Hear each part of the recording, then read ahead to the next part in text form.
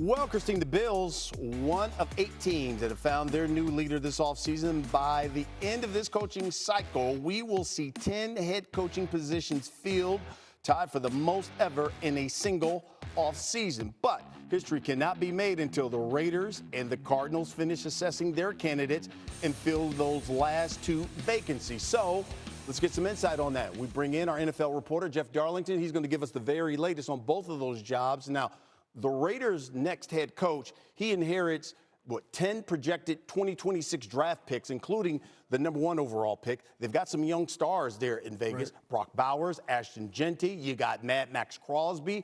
Where are the Raiders in their search for a new head coach? Well, we've got 2 head coaching vacancies right now, right? And we've got 1 coach who is still remaining in the Super Bowl, and that is Klint Kubiak, the offensive coordinator for the Seahawks. So it doesn't take a genius to figure out that he is on the top of mind for 2 teams, the Raiders and the Cardinals right now. Now, the good news for the Raiders is that Jeremy Fowler is reporting that he will interview this weekend. Kubiak and the Raiders will meet once more before heading to Santa Clara for Super Bowl preparations. That's obviously very good news if you're a Raiders fan, because that tells you something about his potential interest. He could easily back out if he wanted to. The Seahawks still putting a heavy push on Kubiak to stay with Seattle. But right now, the fact that he is doing that second interview is something we should be paying close attention to this weekend. Okay, when you look at the Cardinals' job, this was an offense that was ranked 24th, a defense that was ranked 29th, and yet they were in a lot of games down the stretch. Where's Arizona in their search for a head coach?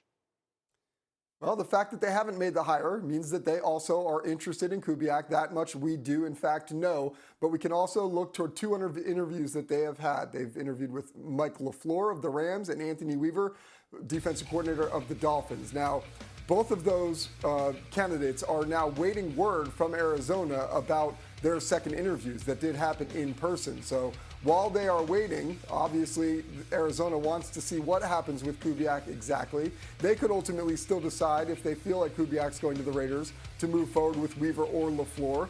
That being said, they could all just make that decision independently. But the fact that they have not pulled the trigger on Weaver and LaFleur obviously tells us they're waiting on something. People around the team feel like they are in fact waiting on Kubiak. We'll see what happens with him. Then the rest of the dominoes can fall. But right now, it's only Arizona and it's only Las Vegas with head coaching vacancies. And so I'm getting the feeling then, hearing from you, then we'll probably get both of those vacancies filled after the Super Bowl, or maybe one before. One before. I could still see one before. Certainly Arizona could wind up filling that before. All right. That's our Jeff Darlington with the very latest. Top of it all. Exactly 1 week ago today, the Ravens, they hired Jesse Minter as their new head coach. Minter worked under former Ravens coach John Harbaugh in various roles from 2017 to 2020. And then he joined Harbaugh as the defensive coordinator at Michigan in 2022 before taking the same role with the Chargers in 2024. Today, Minter was officially introduced as the next head coach of the Ravens. Now, when asked about his relationship with Harbaugh, what advice he gave him, here's what Minter had to say. I've talked to Coach a couple times. Tons of respect for John. The 18 years here, wonderful success. Probably, Super Bowl, probably in the Ring of Honor one day. And so tons of respect for everything that he's done. We've had just a couple small conversations. He knows how I feel about this place. He did text me like, I think they should hire you. That was just one of the texts he sent. So I appreciated that. But love John. And really just take the foundation in place and build on it and make it better and put my own spin on it and not try to be John Harbaugh, not try to be Jim Harbaugh, be myself, connect with everybody, make it about all of us, and really look forward to doing that. Jonathan Jones joining us now. Never be someone that you're not, be your own person. What were some of your biggest takeaways from today's press conference? Yeah, just be you. Be Jesse Minter, right? Be Jenny Dell. Yeah. There can only be one of Jenny Dell, and we are grateful to have that one. Jesse Minter at his introductory press conference today. Look, it was great to hear from the brass with the Baltimore Ravens, who let us know that they interviewed and considered 20-some people, and that they ultimately wanted Jesse Minter, that he became the clear and obvious choice very, very early. Also, we got the answer from Jesse Minter. He will be calling defensive plays. That's a strength of his, he says, and that's a huge reason why he's there. Of course, this is a Baltimore Ravens defense that took a gigantic step back last year. And so he comes in there, he's going to institute his style of defense. They know it well from his years there. And of course, what he was able to do with the Los Angeles Chargers, you know, the Ravens are almost hoping that the success that Mike Macdonald, a former Ravens assistant himself, has had in Seattle, that is what will trigger here in Baltimore. So, you know, we still got to figure out who's going to be the offensive coordinator, no doubt.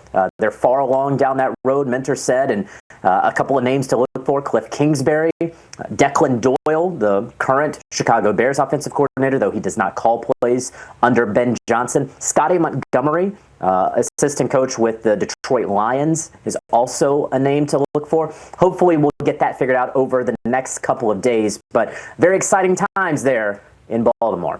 Exciting times in Baltimore and exciting times, we think, in Buffalo as well, introducing Joe Brady as their head coach today.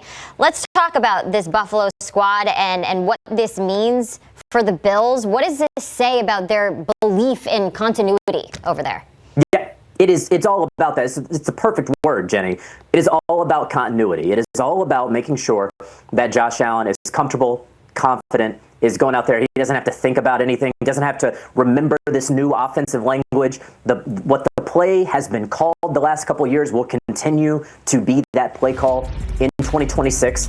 And hopefully for him, hopefully for Joe Barry, hopefully for everyone in Western New York, for many years to come. You know, he has been one of the most sought after young coaches in the NFL. The expectation has been that he will call plays as a head coach. Some guys struggle with that. Some guys are savants at it. We will see when he becomes a head coach how well he does that. Impossible to predict right now. But this is all about continuity for Josh Allen. Very clearly, and we heard this last week when Terry Pagula met with reporters in a very rare press conference, where he very clearly believes this is a Buffalo Bills roster that should be gassing up the jet and heading to the Bay Area in just a couple of days. He very clearly believed that, hey, Sean McDermott, thanks for the 9 years, but we can't get over the hump with you.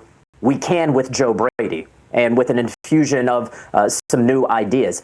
We'll see if that's true. I think that a lot of people around the league would say that the evaluation of the roster in Buffalo, that maybe they need to take a look outside. Maybe they're a little forest for the trees, right? That clearly this is a roster that needs some wide receiver help, that is going to be faced with some difficult decisions when it comes to free agency. But as it relates to the coach, this is all about Josh Allen from the very start. Not at all a surprise that Joe Brady is being introduced today.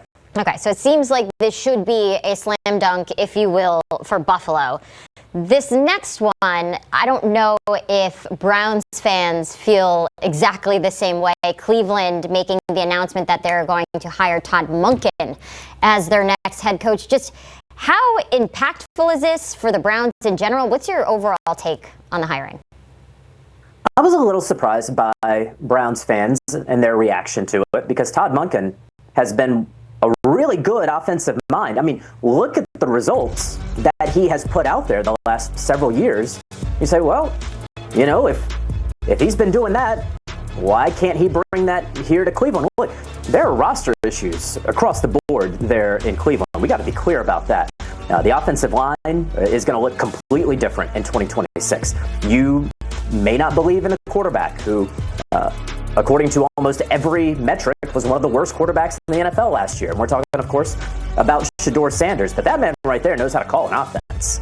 There's no doubt about that. And he obviously has head coaching experience, as you see right there, at Southern Mississippi. So while he's about to be 60 and hasn't been a head coach in the NFL, he does have plenty of NFL experience and some head coaching experience as well. This is not for me to say that, hey, Cleveland, you finally found the guy who's going to win you a Super Bowl. I'm not saying that, but I was a little surprised by the reaction. I think fans had really kind of geared themselves, if you will, for Jim Schwartz to be hired. Very clearly, Jim Schwartz believed that he was going to be hired. The Cleveland Browns hope that they can keep him. We'll see. I don't think that the Browns want to be the first team to hold someone hostage to call defensive plays for them. I don't know if that's happened recently in the NFL, having a hostage as your defensive coordinator, because he doesn't want to be there. right now. That is very clear. But Todd Monken knows how to call an offense, and we'll see if he can do that and be a great NFL head coach. We don't want any hostage situations, that's for sure. But do you think, end all be all, when this season starts, is Schwartz going to be there within the organization? I'd say no. I think, and that's the quick answer. The slightly larger answer is there are going to be teams calling him from San Francisco all the way to the East Coast wanting his services, and I ultimately believe that the Cleveland Browns will realize that they're not going to be able to retain him because he is so deeply unhappy, and he will go somewhere else and be a defensive coordinator. That makes sense. That makes sense. There are still some openings as well. We talked about it at the top of the show. The Raiders, for example, they are still searching. Who are the names to watch out for there? Really just two names. Number one is a guy that is in their division in Davis Webb, offensive pass game coordinator for the Denver Broncos. Could very well be elevated to offensive coordinator, is getting opportunities to interview as an offensive coordinator elsewhere. We know Sean Payton, of course, calls the plays in Denver, but he is someone that the Raiders have real keen interest in. The other name, of course, and who I would probably say is the front runner, because if they wanted to hire Davis Webb at this exact moment, they could. It would be Klint Kubiak, the offensive coordinator of the Seattle Seahawks. Now, they can interview Kubiak, even though he is participating, of course, in the Super Bowl. But this is a really busy week, right? Something that folks need to understand is typically the week of Super Bowl, that's fine-tuning the game plan. That's just getting everybody all tuned up and ready to go.